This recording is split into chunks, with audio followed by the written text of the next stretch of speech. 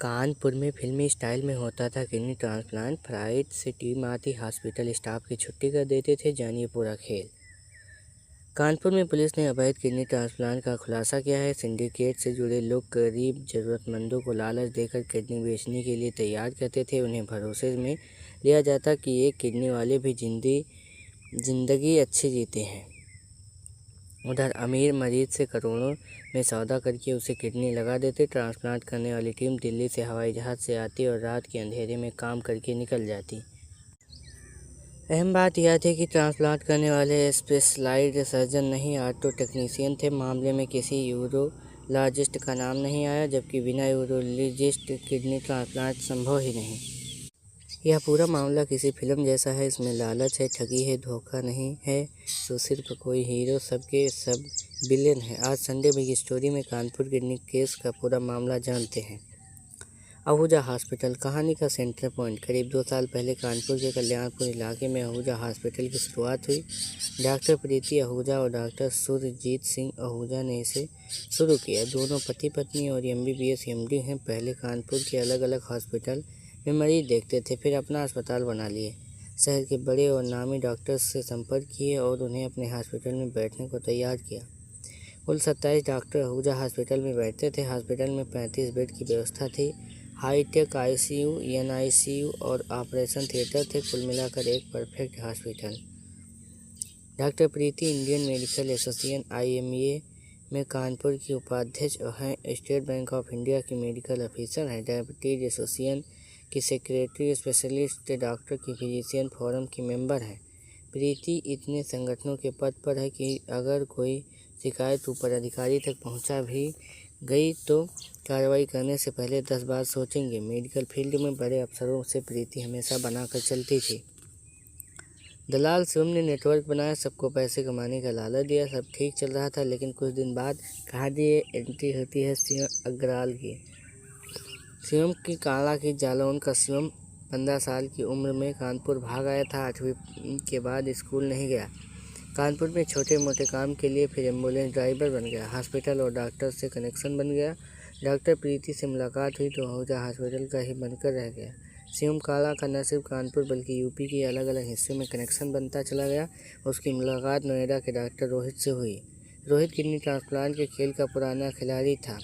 दोनों के बीच डील हुई। इसके बाद शिवम ग्राहक खोजने में लग गया। इसके लिए उसने सोशल मीडिया के जरिए बनाया, टेलीग्राम पर चैनल बुलाया, गेमिंग ऐप पर एक्टिव हुआ। ये वो गेमिंग ऐप थे जहां पैसा लगता था। बहुत सारे लोग हार चुके थे। गेम खेलने के दौरान बातचीत से अंदाज़ा लगाया जा सकता था कि आगे वाला पैसे के लिए किस हद तक जा सकता है। जो काम कानपुर में शिवम कर रहा था, वही काम मेरठ में डॉक्टर अफजल और प्रयागराज नोएडा में नवीन पांडे कर रहा था। ये सभी किडनी के लिए उन लोगों को तलाशते जिन्हें पैसे की बेहद ज़रूरत होती और वो किडनी बेचने के लिए तैयार हो जाते। 6 लाख में डील, 90 लाख रुपए में बेचा। किडनी केस में पीड़ित 2 हैं। एक बिहार का आयुष, दूसरा मुजफ्फरनगर की पारुल। आयुष को पैसे चाहिए थे और पारुल को किडनी। इन दोनों के बीच एक पूरा अवैध सिस्टम था जो मुनाफाखोरी के लिए किसी भी हद तक चला सकता था। आयुष और शिवम टेलीग्राम के जरिए संपर्क में आए। दोनों में बातचीत हुई। पैसे की बात आई तो 6 लाख रुपए में डील फाइनल हो गई। आयुष को 3 लाख रुपए ऑपरेशन के पहले, 3 लाख ऑपरेशन के बाद मिलने थे। दूसरी तरफ मेरठ के डॉक्टर अफजल मुजफ्फरनगर की पारुल को किडनी ट्रांसप्लांट के लिए तैयार कर लिया था। यह डील करीब 90 लाख में तय हुई। आयुष की अफजल से टेलीग्राम पर बातचीत शुरू हुई। अफजल ने आयुष को भरोसा दिया कि मई में उसकी MBA एग्जाम से पहले ऑपरेशन हो जाएगा। बीच में आयुष का मन बदला भी, लेकिन अफजल और लोगों ने उसे दोबारा किडनी बेचने के लिए राजी कर लिया।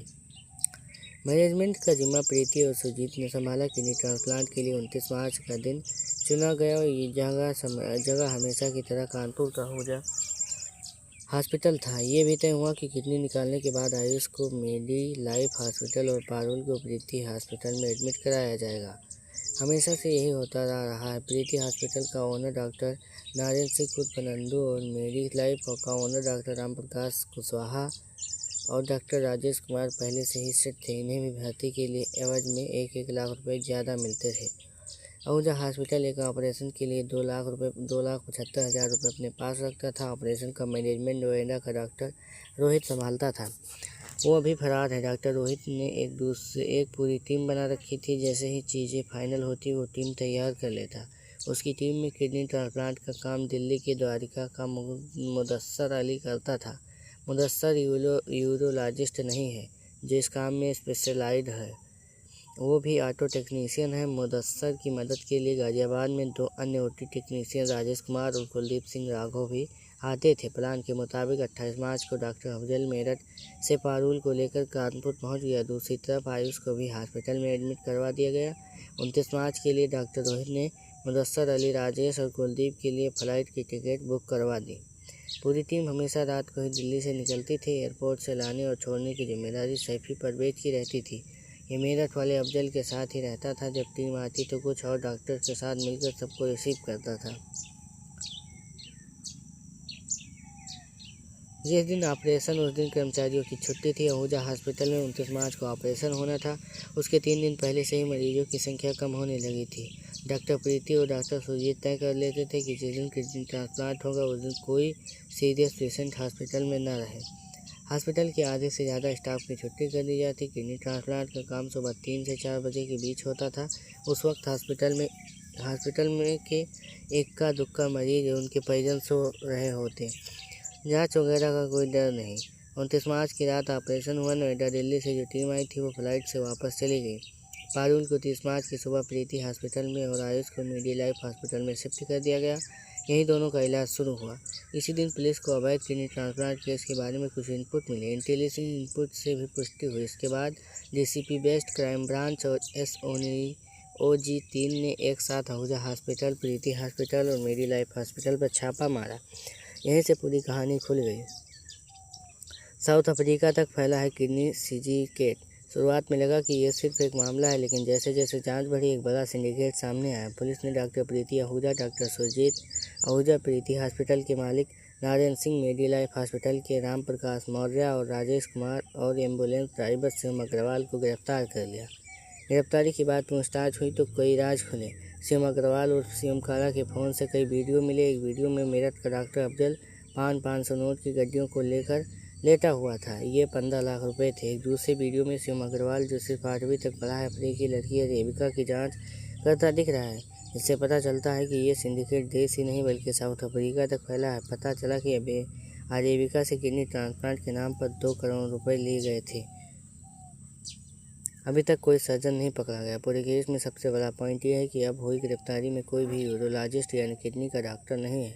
पुलिस ने 29 से 30 मार्च की रात आहूजा हॉस्पिटल के सीसीटीवी फुटेज बरामद किए थे। ऑपरेशन के बाद 3 लोग कार से वापस जाते दिख रहे थे। इसमें एक कार गाजियाबाद की तरफ गई जिससे मुदस्सर अली, कुलदीप, राघव और राजेश कुमार थे। दूसरी कार में मेरठ की तरफ, इसमें डॉक्टर रोहित, अफजल, वैभव और अमित सवार थे।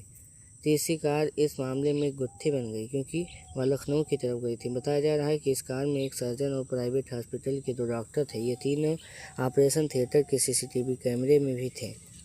लेकिन ये कौन है, लखनऊ के किस हॉस्पिटल से इनका संपर्क था, इसके बारे में अब तक कोई भी जानकारी पुलिस के हाथ नहीं लगी है। पुलिस ने इनकी तलाश में लखनऊ के कुछ जगहों पर छापेमारी भी की है। खेल में 50 से ज़्यादा दलाल डॉक्टर शामिल। शिवम के फ़ोन से मिली एक रिकॉर्डिंग से पता चला था कि उसने 40 से 50 किडनी ट्रांसप्लांट कराई है। एक वीडियो में पंजाब के मनिंदर आहूजा हॉस्पिटल के सामने खड़े होकर कह रहे थे कि इन लोगों ने मुझसे 43 लाख रुपए ले लिए लेकिन अब तक किडनी ट्रांसप्लांट नहीं किया। अब ये सब पकड़ गए हैं, हमारा तो पैसा डूब गया। हमारे पास आत्महत्या के अलावा कोई चारा नहीं है। शुरुआत के 4 दिन में 9 आरोपी पकड़े गए। पूछताछ के बाद इतने ही नाम और सामने आए। कानपुर पुलिस ने केस की जांच के लिए 10 टीमें बनाई हैं। ये टीमें कानपुर के अलावा लखनऊ, नोएडा, दिल्ली, गाजियाबाद में छापेमारी कर रही हैं। पुलिस अभी तक डॉक्टर रोहित, डॉक्टर अफजल और doctor Mudassar Ali, doctor Amit, doctor Vaibhav, Naveen Pandey को नहीं पकड़ पाई है। इनके पकड़े जाने के बाद केस और भी परतें सामने आएंगी।